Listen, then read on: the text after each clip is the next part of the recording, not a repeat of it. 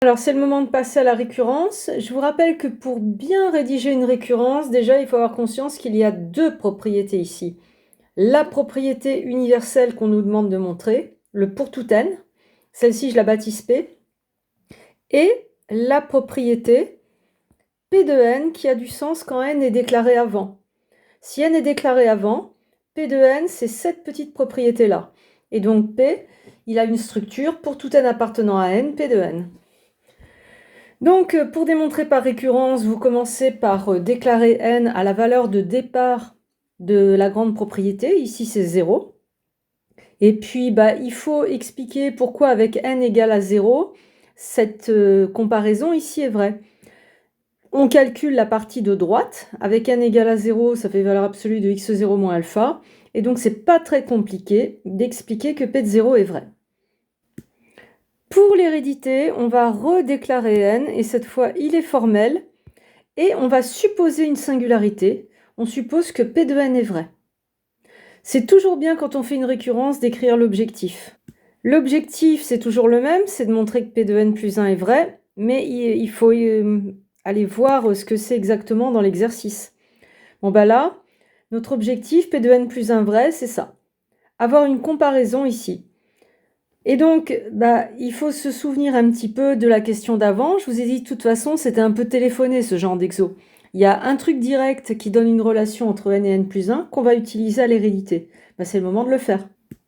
Donc, je rappelle que on a vu dans la question A que ça c'était vrai tout le temps. Donc, c'est vrai pour le n que nous, on a figé, qu'on a déclaré, puisque c'était vrai pour tout le monde.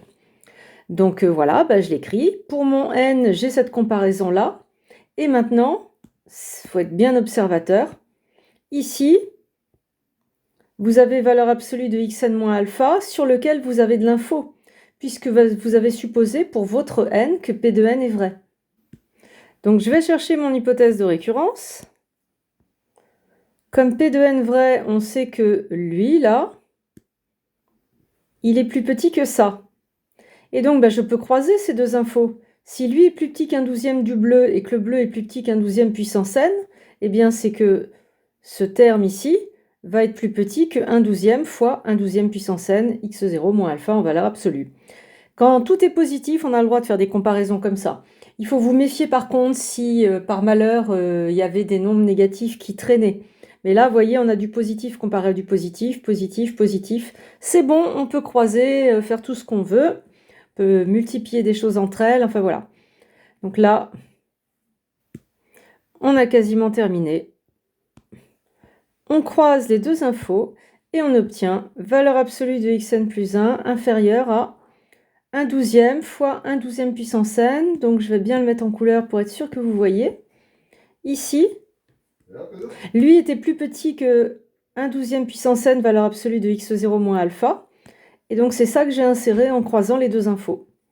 Et puis là, 1 douzième fois 1 douzième puissance n, ça fait 1 douzième puissance n plus 1. Et donc j'ai atteint mon objectif, P de n plus 1 vrai. Je peux conclure par théorème de récurrence. P est vrai. Et on a quasiment fini notre exercice. Donc cette récurrence, je pense qu'elle est facile. Il y avait déjà d'autres exercices qui ressemblaient. Vous l'avez rencontrée, vous pouvez vous entraîner à la refaire. Elle est peut-être plus accessible que la question d'avant. À tout de suite pour la fin de l'exo.